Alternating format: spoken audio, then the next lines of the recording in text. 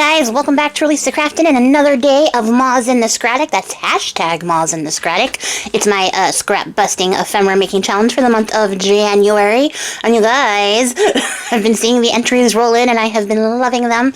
Today is day, 8? The prompt is blush, and I'm going to take you guys on a roller coaster of emotions here because what I started with is not what I ended up with, but it is all part of the process.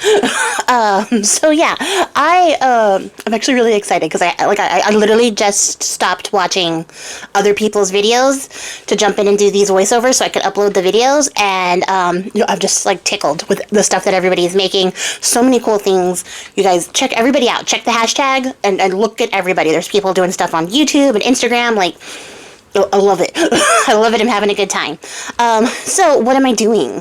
For the prompt blush, I was like, okay, I'm going to dig up some stuff that I never use. And this is the stuff that is like the bane of my existence. I bought this because if you don't know this about me, you guys, especially when it comes to art, I am very easily influenced. And if I like the creator that I'm watching and then they're like, I love this product, I'm like, add to cart, add to cart, add to cart. Because I just am extremely easily influenced. So these are the Prima Memory something. The name is really long. I'm not going to tell you the full name because they suck. I hate them. I would not recommend these to my worst enemy because they're just very lackluster. And every time I use them, I always end up with like less than my expectation. And I know how to use them. That's not the problem. I have seen a million tutorials from creators I love who influenced me to buy these in the first place and have never been able to replicate their results in a way that's like satisfactory. So I was like, okay, dig these up. You're going to use this. This color is the Parisian Rosewood. So I was like, it's kind of like a blush color, you know, like a deeper blush for sure. But it's still a blush color. So like that'll work. It'll cover the whole thing. You get to use something that you barely ever use. And then it didn't do the thing. You know, for whatever reason, the powder itself is very opaque. So I mixed it into a translucent powder thinking, it's a pigment powder, so it should dry like translucent, but this color. And it kind of does in kind of the places where I overheated it. So when I was trying to speed up the drying process, I heated it up, and I got, you know, like the nice little bubbling effect you get with texture paste. And so where it bubbled, it got the nice shiny, translucent, glossy look that I was going for. Where it did not, it was very opaque and like really matte. And I don't know why. I can't explain it. I don't understand if it's just pigment in these like jars, how it does this.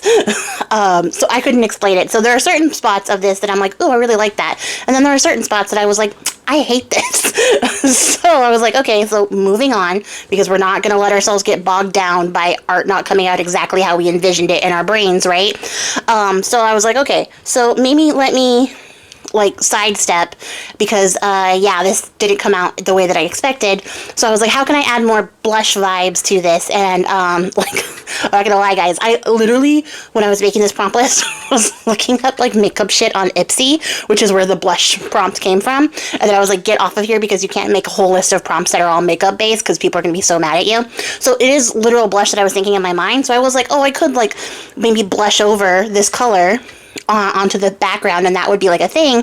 But then I was like, no, don't do that because it's literally makeup and you're trying to do art stuff. And so how else can you like transform this idea into something that you're happy with? So I ended up digging in my stash and I found those clocks that you guys saw. One is like a copper color and the other one is a craft color. They were sent to me in like a Happy Meal. I need to go find this die because these were literally the last two clocks that I have. So now I gotta go find it because apparently I use a shit ton of clocks and I never expected to get to the bottom of that Happy Meal.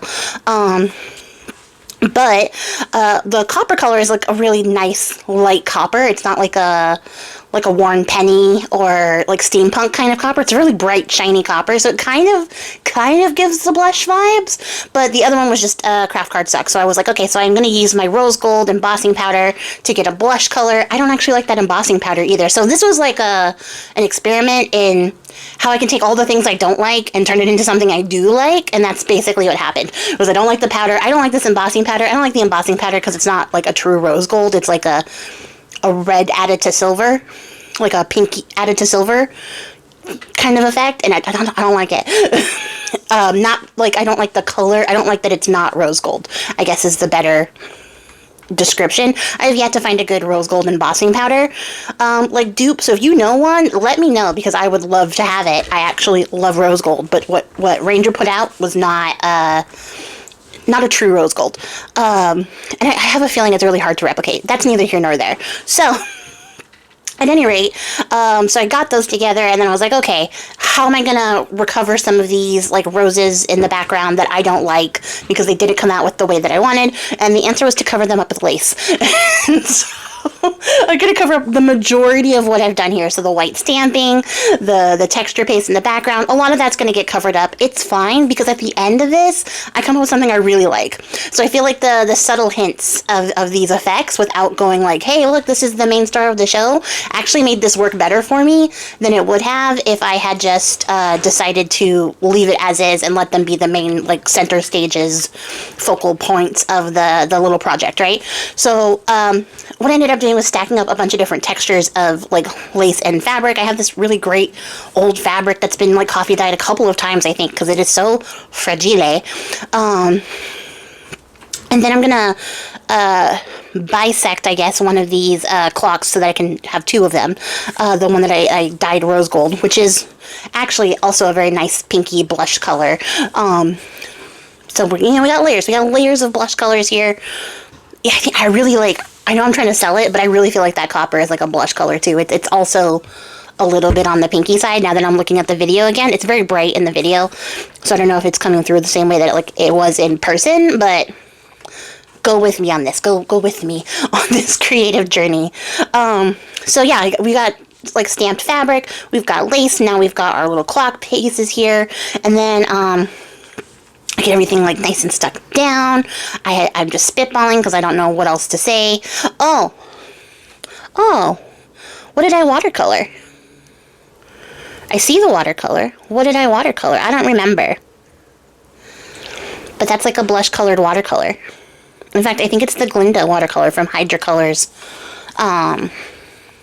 It's Hydra Color with a U watercolor. That's who I buy my metallic watercolors from. But now I'm just trying to remember what I did. So I stick my moss down. That's what we're doing right now. Yeah, that's good and clever and well. It's just so fascinating.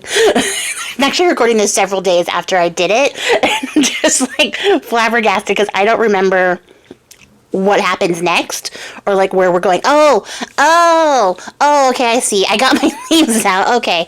I could just go grab the project and then I would understand what I did and probably could have explained it better. But now I'm watching and I see. So what I'm going to do is watercolor the leaves. That's what the watercolor is there for.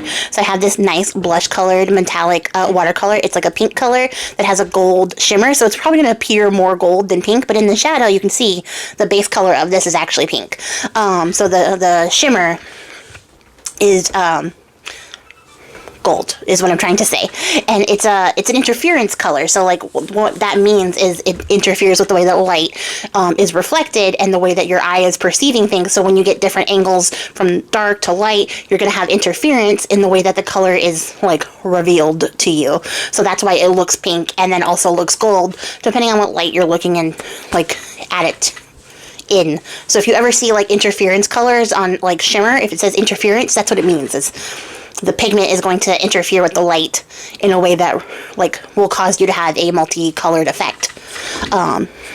This has been Art Things with Priscilla. So yeah, because I felt like it wasn't blush enough, even with the clock and the background. We now have 3 different colors of blush, which is not advisable for your face, but is advisable when you are making little cluster cards. I don't know what this is. What would you call that? It's a good question as to what I call it. Cluster cards is probably going to be at the top of it. This is also the point in the game where I realize that I've only been making like cards and tags and stuff. So yeah, I end up adding more different things as I go on, but it's so easy to use up your scraps by just doing little clusters and collages that that became my main focus until I was like, oh no, swivel to the left because you have to do stuff that's not just this. So then I'm using these gold and white like word strips. I don't know if they're called. I have them right here. But they're a Tim Holtz thing. I can't see the top.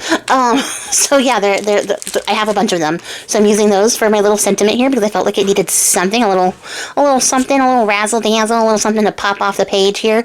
After I get done recording, I go back and ink the edges of these words because I realized that they were super white and it was like a little bit too much for moi. And then I hit them with some splatter action, and then like that's it. That's the business. We're done. I actually really like how these came out. Now that I've gotten to the end of this video, despite using things that I hate, I am very happy with the end result. So, like, you know, sometimes you have to do more than trust the process. You have to push through. Because even if you don't like something, you might end up getting to that backside of it and being like, you know what, this is actually pretty good. And yeah, at the end of this, I like this. Am I happy with how that color looks? No. But I like it. It works for me. It works for the project, and I just really like how it came out. All in all, those are all the words I have to say. So come back tomorrow and see what we make for the next episode of Moz and the Scratic. Don't forget to check out the hashtag and see what everybody else is making. I will be adding videos as they come up on YouTube to the playlist, so you guys can check those out there. And if you need inspiration, I have a whole Pinterest board linked in the description box of ideas for what you can do with your scraps, so check that out too. Until next time, guys, I appreciate your faces. Happy crafting and goodbye!